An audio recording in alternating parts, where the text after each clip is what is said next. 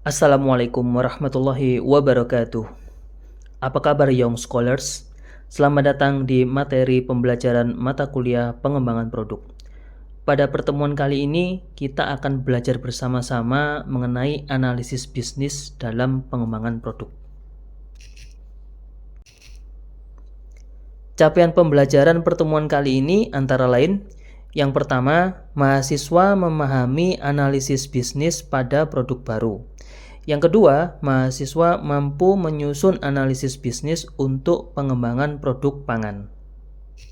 Setelah tim mengembangkan konsep produk dan strategi pemasaran, tim manajemen dapat mengevaluasi proposal bisnis yang disusun berdasarkan konsep produk yang telah ditetapkan.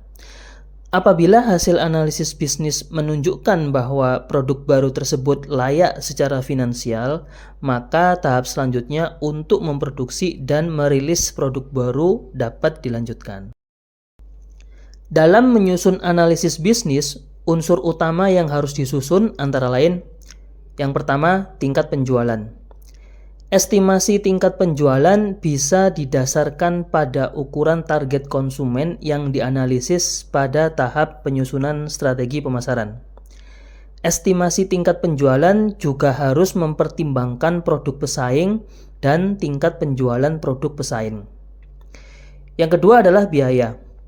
Estimasi biaya yang harus dilakukan dalam pengembangan produk baru mencakup: yang pertama, biaya pengembangan produk, operasional kegiatan pengembangan produk, dan biaya riset pasar.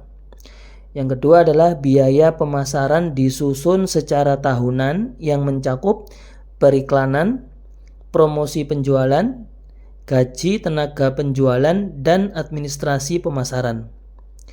Yang ketiga adalah biaya overhead yang dialokasikan untuk biaya energi, perawatan mesin, aset, dan keperluan yang tidak terkait langsung dengan produksi. Yang keempat adalah biaya investasi. Apabila dibutuhkan mesin atau peralatan baru untuk mengembangkan produk. Yang selanjutnya adalah biaya produksi, yaitu biaya yang dibutuhkan untuk memproduksi satu produk yang mencakup biaya bahan baku, tenaga kerja, dan kemasan. Unsur utama yang ketiga selanjutnya adalah tingkat keuntungan. Keuntungan merupakan selisih antara hasil penjualan untuk satu produk dikurangi dengan biaya produksi. Ketiga komponen utama dalam analisis bisnis yang telah dijelaskan di atas kemudian dihitung akumulasinya dalam bentuk arus kas. Ketika nilai akumulasi arus kas untuk 1 tahun bernilai positif, berarti keseluruhan biaya yang dikeluarkan perusahaan dari tahun ke-0 telah tertutupi dengan keuntungan yang diperoleh, atau bisa disebut dengan balik modal atau break even point. Dalam memudahkan pemahaman mengenai analisis bisnis, mari kita simak tabel proyeksi arus kas selama 5 tahun yang menyajikan ilustrasi mengenai estimasi penjualan, biaya, dan keuntungan dalam pengembangan produk minuman instan untuk sarapan. Berikut adalah keterangan perhitungan untuk tabel proyeksi arus kas selama 5 tahun. Yang pertama adalah pendapatan, yaitu total jumlah pendapatan yang diperoleh perusahaan. Yang kedua adalah biaya investasi, yaitu biaya untuk pembelian mesin atau peralatan baru. Yang ketiga adalah biaya produksi, yaitu keseluruhan biaya untuk produksi produk, di mana dihitung dari biaya produksi satu produk dikali jumlah produk yang dihasilkan. Yang keempat adalah keuntungan yang diperoleh dari pendapatan dikurangi biaya produksi. Yang kelima adalah biaya pengembangan produk, di mana biaya untuk pengembangan produk seperti focus group discussion, riset pasar, formulasi produk, pengujian produk, dan lain-lain.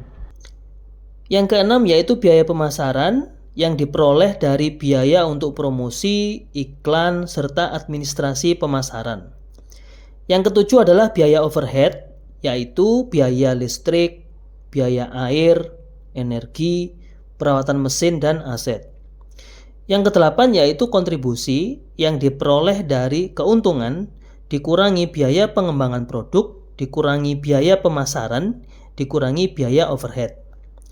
Yang kesembilan adalah arus kas kumulatif yang diperoleh dari arus kas kumulatif tahun sebelumnya ditambah kontribusi di tahun tersebut.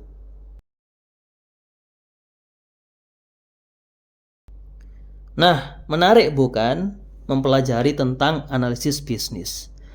Anda baru saja menyimak penjelasan mengenai bagaimana cara menganalisis kelayakan bisnis dari pengembangan produk baru. Selanjutnya, Anda dapat mengerjakan tugas proyek mengenai perhitungan analisis bisnis sesuai dengan instruksi kerja yang akan diberikan. Apabila ada pertanyaan atau diskusi, silakan menghubungi alamat email berikut. Sampai jumpa di pertemuan selanjutnya. Wassalamualaikum warahmatullahi wabarakatuh.